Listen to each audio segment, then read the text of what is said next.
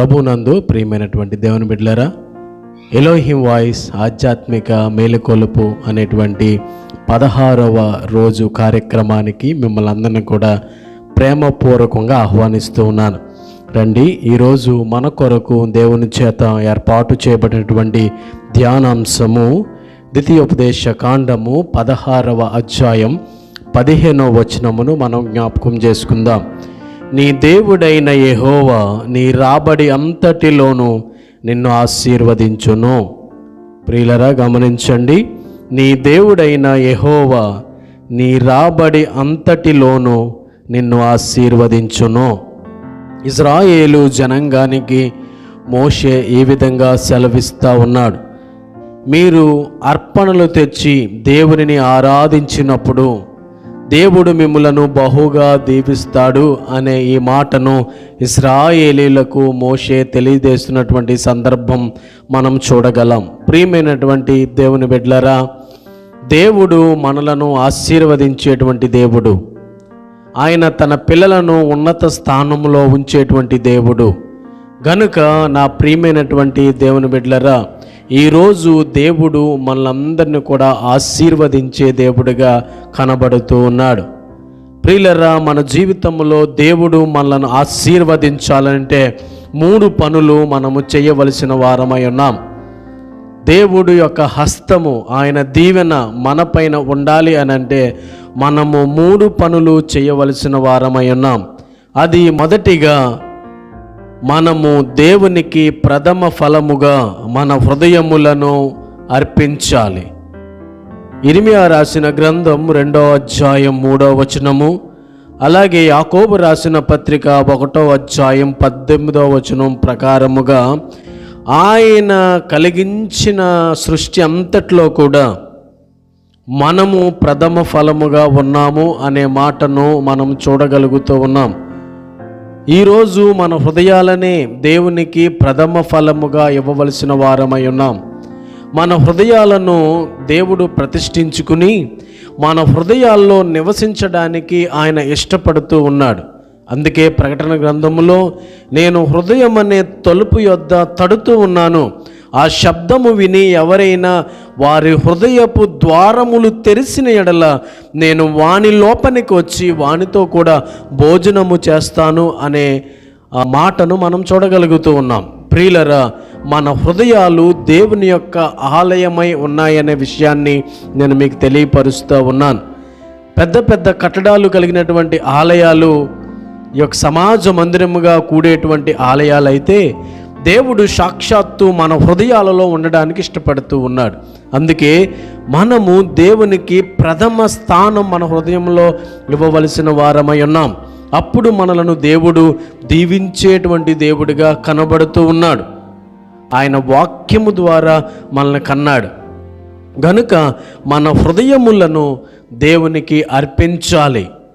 ఎలాగనంటే, ప్రథమ ఫలముగా మన హృదయములను ఆయనకి ఎప్పుడైతే మనం అర్పిస్తామో అప్పుడే దేవుడు మనల్ని ఆశీర్వదించే దేవుడిగా కనబడుతూ ఉన్నాడు.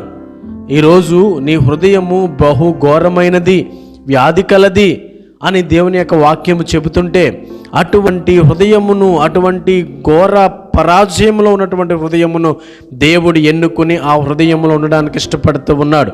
ఆలోచన చేయండి, వ్యాధి గల హృదయము బాగుపడాలనంటే, అపవిత్రత చోటు చేసుకున్నటువంటి హృదయము బాగుపడాలనంటే పవిత్రుడు మన హృదయాల్లో నివసించాలి.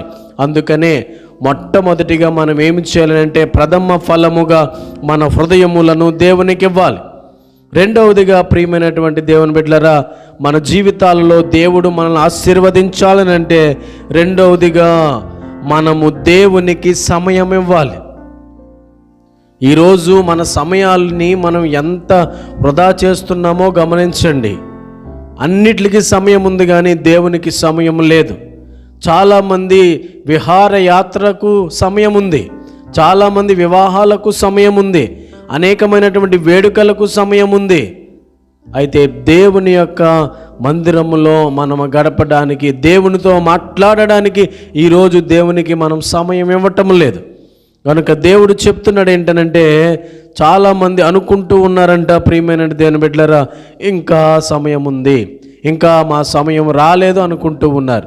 అయితే దేవుడు సెలవిస్తున్నాడు, సమయమును పోనివ్వక నువ్వు సద్వినియోగము చేసుకో అనేటువంటి మాటను మనం చూడగలుగుతూ ఉన్నాం. హగ్గయి గ్రంథం 1వ అధ్యాయం 2వ వచనములో జనులు అనుకుంటా ఉన్నారు, దేవుని మందిరము కట్టాలంటే ఇంకా సమయం ఉంది అనుకుంటున్నారు. ప్రియమైనటువంటి దేవుని బిడ్డలారా, ఇంకా సమయము లేదు. అందుకే మనకు ఇవ్వబడినటువంటి ఈ ఆయుష్ కాలములో బహుశ్రేష్టమైనటువంటి ఈ యొక్క సమయాన్ని దేవుడికి మనం ఇవ్వగలగాలి. అప్పుడే దేవుడు మనల్ని దీవిస్తాడు, ఆశీర్వదిస్తాడు. కనుక ఈరోజు నీ సమయము ఎవరికి ఇస్తున్నావు అనే విషయాన్ని గమనించాలి. దేవునితో గడిపేటువంటి సమయం నీకుందా అనే విషయాన్ని గమనించాలి. ఈ 2026వ సంవత్సరంలో దేవునికి సమయం ఇవ్వాలని తీర్మానం చేసుకుంటే ఆ తీర్మానాన్ని నువ్వు నిలబెట్టుకుంటున్నావా అని ఆలోచన చేయాలి. ప్రియులారా, ఈరోజు దేవుడు మనల్ని దీవించాలి, ఆశీర్వదించాలి అంటే మనము దేవునికి మన సమయం ఇవ్వాలి. ఈరోజు దేవునికి నువ్వు సమయం ఇస్తే ఆయన నిన్ను ఆశీర్వదిస్తాడు, నీ కష్టార్జితాన్ని ఆశీర్వదిస్తాడు, నీ రాబడి అంతటిలో ఆయన నిన్ను ఆశీర్వదిస్తాడు. ప్రియమైనటువంటి దేవుని బిడ్డలారా, దేవుని యొక్క ఆశీర్వాదాలు కావాలనంటే ఖచ్చితంగా మనం దేవునికి మన సమయమును ఇవ్వవలసిన వారమై ఉన్నాం. మూడవదిగా, దేవునికి మనము మన ఫలములను అర్పించాలి. దేవుని యొక్క కృప వలన, ఆయన అనుగ్రహించేటువంటి శక్తి వలన మనము ఈ లోకంలో మన కార్యాలను జరిగించుచున్నాం అనే విషయాన్ని గమనించాలి. ప్రియమైనటువంటి వాళ్ళరా, ఆయనే బలం ఇవ్వకపోతే, ఆయనే శక్తి ఇవ్వకపోతే, ఆయనే నడిపించకపోతే మనమేమీ చేయలేం. అందుకే కీర్తనగాడు అన్నాడు, కృప ద్వారానే మేము రక్షింపబడ్డాం, కృప ద్వారానే మేము చలించగలుగుతున్నాం అనే విషయాన్ని కీర్తనకారుడు మనకు తెలియపరుస్తూ ఉన్నాడు. కనుక ప్రియమైనటువంటి వాళ్ళరా, దేవునికి మన ప్రథమ ఫలములను మనము అర్పించాలి. మన రాబడి అంతటిలోనూ దేవునికి ఇవ్వవలసినటువంటి భాగమును ఆయనకిచ్చి ఆయనను మనం ఘనపరచాలి. ప్రియమైనటువంటి వాళ్ళరా, మన అర్పణలను మనము తెచ్చేటప్పుడు ఆయన చూసి సంతోషిస్తాడు. ఎందుకనంటే కృతజ్ఞత కలిగి దేవుని ఎడల మనం జీవిస్తే ఆయన చాలా సంతోషిస్తాడు. కనుక ఆయనను జ్ఞాపకము చేసుకోవడము, ఆయనకు అర్పణలను అర్పించడము, ఆయన కృతజ్ఞత తెలియజేయడము మనకు, మన కుటుంబాలకు మంచిది అని మనం దేవుని యొక్క గ్రంథంలో మనం చూడగలుగుతున్నాం.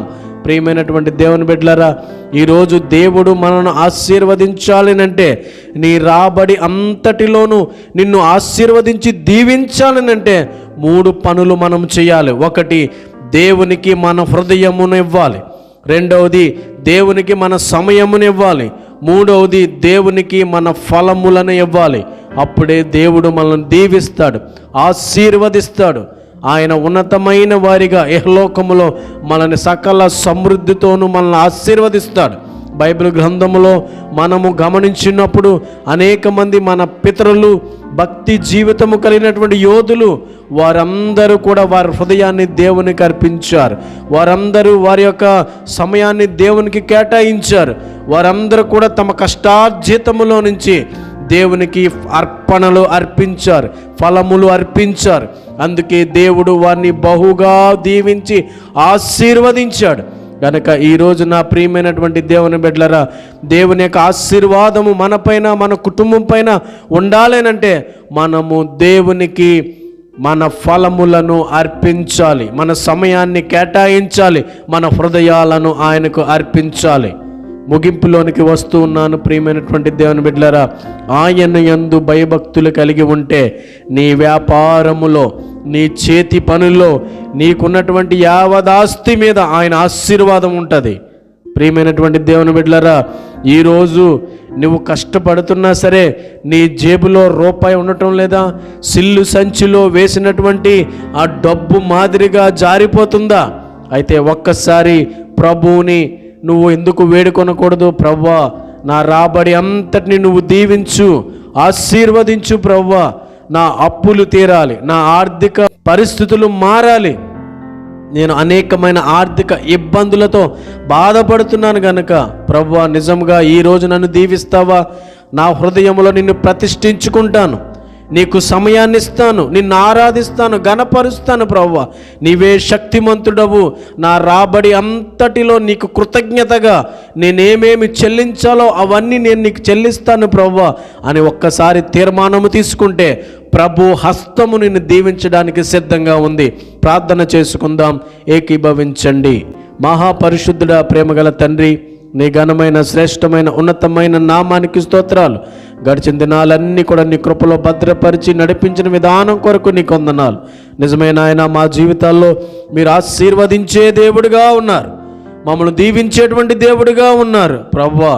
నీ కొరకు మా హృదయం ఇచ్చేవారుగా, నీ కొరకు మా సమయాన్ని కేటాయించేవారుగా, మా రాబడి అంతటిలో ప్రభువా శ్రేష్టమైన ఫలములు నీకిచ్చి నిన్ను ఘనపరిచేవారుగా, తద్వారా నీ ఆశీర్వాదము మా పైన, మా గృహములపైన, మా యొక్క యావదాస్తి మీద నాయన నీ చల్లని చూపు, నీ దయగల హస్తం ఉండునట్లు మీరే మాకు సహకారాలు అందించమని యేసు నామములో అడిగి వేడుకొనుచున్నాము మా ప్రియ పరలోకపు తండ్రి, ఆమేన్. మన తండ్రి అయినటువంటి దేవుని ప్రేమ, కుమారుడైనటువంటి యేసుక్రీస్తు వారి యొక్క కృప, పరిశుద్ధాత్మ దేవుని యొక్క అన్యోన్య సహవాసము, సమాధానము మనందరికీ నీ సదాకాలము తోడై ఉండి సంరక్షించి నడిపించునుగాక.